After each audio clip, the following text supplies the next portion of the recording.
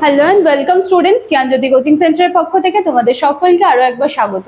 আজকে আমাদের আলোচনার বিষয় হলো এসইসি এডুকেশন থেকে শিখন এবং অনুশিক্ষণের মধ্যে পার্থক্য, এবং এটা কিন্তু 5 মার্কসের টপিক বা আলোচনার বিষয়ে যাওয়ার আগে আমি একটু তোমাদের বলে নিতে চাই, তোমরা যারা ভাবছো যে পরবর্তী সেশনে আমাদের জ্ঞানজ্যোতি কোচিং সেন্টারের সাথে যুক্ত হবে, বা যাদের কাছে কিন্তু এখনো সাফিসিয়েন্ট নোটপত্র নেই, তারাও যদি ভাবছো যে এই মুহূর্তে আমাদের সাথে যুক্ত হবে, তার জন্য সকলকে ওয়েলকাম। এবং আমাদের সাথে যুক্ত হতে গেলে তোমাদেরকে কর্নারে দেওয়া 2টি নাম্বারের মধ্যে যে কোনো একটি নাম্বারে কল করে কিন্তু আমাদের সাথে যুক্ত হতে হবে। এছাড়া শুধুমাত্র তোমাদের কথা মাথায় রেখেই কিন্তু ভীষণ কম কোর্স ফি রাখা হয়েছে। কোর্স ফি রিলেটেড আরও যাবতীয় তোমাদের যা কিছু কোয়ারিজ রয়েছে সবটাই 2টি নাম্বারের মধ্যে যে কোনো একটি নাম্বারে কল করে কিন্তু তোমরা পেয়ে যাবে। কথা না বাড়িয়ে আজকের যে আলোচনার বিষয় আছে সেটাই আমি চলে আসছি। দেখো, শিখন ও অনুশিক্ষণের মধ্যে পার্থক্য 5 মার্কসের।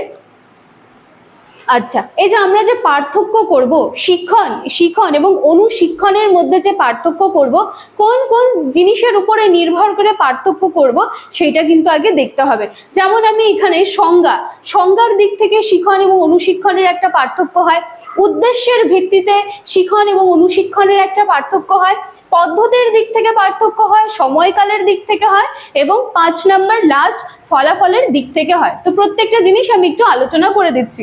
দেখো, সংজ্ঞার দিক থেকে যদি বলি তাহলে বলতে হয় যে শিখন কিন্তু জ্ঞান, দক্ষতা, আচরণ, অর্জন এই সমস্ত কিছু নিয়ে কিন্তু কথা বলে, ঠিক আছে, শিখনটা। কিন্তু অপরদিকে অনুশিক্ষণ দেখছি যে এটা একটা নির্দিষ্ট কাজ বা কার্যকলাপের দক্ষতার বৃদ্ধির কিন্তু কথা বলে। তার মানে শিখন হচ্ছে ওভারঅল দিকটাকে দেখবে, কিন্তু অনুশিক্ষণ হচ্ছে একটা স্পেসিফিক কোনো একটা দিকের যে দক্ষতাটা বলছি সেটাকে কিন্তু দেখে, যে কার্যকলাপের দক্ষতা, ঠিক আছে। এরপরে হচ্ছে উদ্দেশ্য। শিখনের উদ্দেশ্য হচ্ছে জ্ঞান বৃদ্ধি করা, বুদ্ধিবৃত্তিক উন্নতির চেষ্টা করা। কিন্তু অনুশিক্ষণের উদ্দেশ্য হচ্ছে নির্দিষ্ট দক্ষতা এবং কাজের যে পারদর্শিতা রয়েছে সেটাকে কিন্তু উন্নত করা। দেখো, এখন যতগুলো জিনিসের উপর নির্ভর করে আমি বলবো, সেখানে কিন্তু একটা জিনিস খুব ভীষণভাবে তোমরা মিল পাবে, যে শিখনটা কিন্তু সব দিকটার কথা বলে, কিন্তু অনুশিক্ষণ যেটা আছে সে কিন্তু শুধুমাত্র স্পেসিফিক্যালি মানে নির্দিষ্টভাবে কোনো একটা দিকের কথাই কিন্তু বলে, ঠিক আছে। এরপরে দেখো পদ্ধতির দিক থেকে আমরা দেখতে পাবো বিভিন্ন পদ্ধতির মাধ্যমে, যেমন পাঠ্যপুস্তক, লেকচার, নানান ধরনের যে লেকচার্সগুলো দেওয়া হয়, এই সমস্ত কিছুর মাধ্যমেই কিন্তু শিখনটা ঘটে এই পদ্ধতিগুলোর মাধ্যমে। এছাড়া অনুশিক্ষণটাকে দেখবো আমরা সাধারণত বাস্তব জীবনের পরিস্থিতিতে কাজ করে শেখানো হয়, যেখানে কিন্তু বারবার প্র্যাকটিস করানো হয়, ঠিক আছে, অনুশীলন করানো হয়। এরপরে নাম্বার 4 হচ্ছে সময়কাল। শিখন হচ্ছে দীর্ঘ মেয়াদী হতে পারে, অনেকটা সময় নিয়ে এটা হয় এবং জীবনের প্রতিটি পর্যায়ে ঘটে। কিন্তু অনুশিক্ষণ দেখছি আমরা যে অল্প সময়ের জন্য ঘটছে, যেটাকে তোমরা স্বল্প মেয়াদীও বলতে পারো, ঠিক আছে।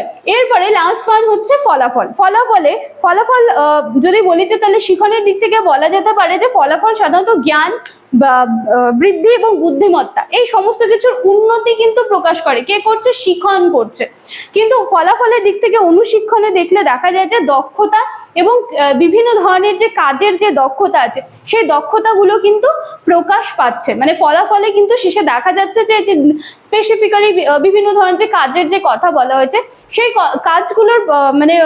কাজগুলোর উপরে শেষে যে আমরা একটা দক্ষতা লক্ষ্য করবো, যে হ্যাঁ এই কাজটা খুব ভালোভাবে সুন্দরভাবে শেখা হয়েছে, সেই দক্ষতার কথা কিন্তু বলে অনুশিক্ষণ। তাহলে আজকের যে আমার ক্লাস ছিল শিখন এবং অনুশিক্ষণের মধ্যে পার্থক্য, সেটা কিন্তু এইটুকুই ছিল। কোন কোন বিষয়ের উপর নির্ভর করে তোমরা তাদের পার্থক্য দিতে পারো আমি সেগুলো কিন্তু একটু অল্প করে আলোচনা করে দিলাম। আশা করি ক্লাসটা তোমাদের উপকারে আসবে। কোশ্চেনে যদি আসে তোমরা কিন্তু এভাবে করে লিখে দিতেই পারো। চলো, আজকের ক্লাসটা এইটুকুই থাকছে। নেক্সট দিন দেখা হচ্ছে নতুন কোনো একটা টপিক নিয়ে। Thank you.